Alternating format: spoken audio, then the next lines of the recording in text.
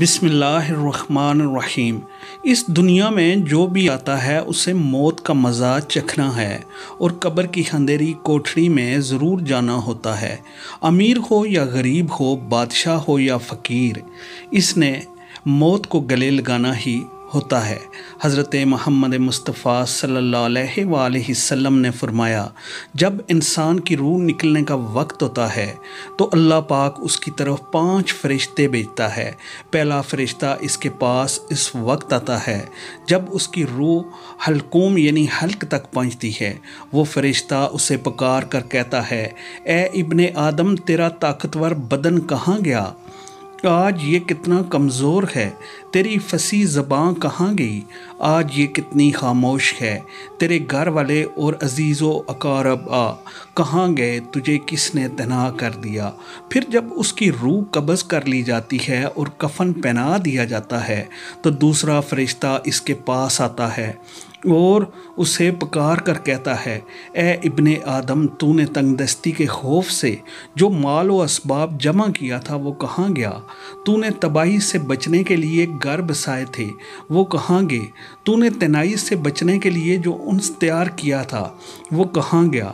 پھر جب اس کا جنازہ اٹھایا جاتا ہے تو تیسرا فرشتہ اس کے پاس آتا ہے اور اسے پکار کر کہتا ہے، آج تو ایک ایسے لمبے سفر کی طرف رواں دواں ہے جس سے لمبا سفر تو نے آج سے پہلے کبھی طے نہیں کیا۔ آج تو ایسی قوم سے ملے گا کہ آج سے پہلے کبھی اس نے نہیں ملا۔ آج تجھے ایسے تنگ مکان میں داخل کیا جائے گا کہ آج سے پہلے کبھی ایسی تنگ جگہ میں داخل نہ ہوا تھا۔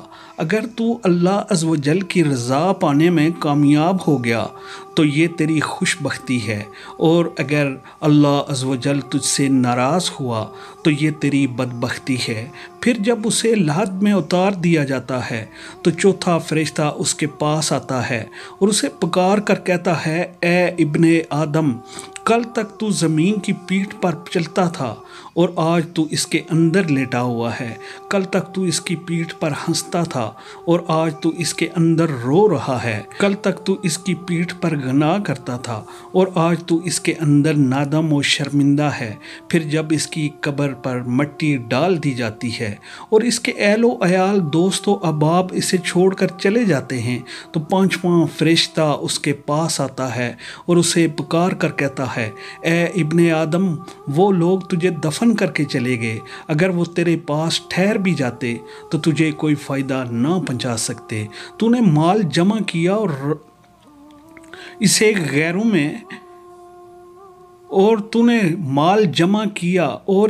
غیروں کے لیے چھوڑ دیا۔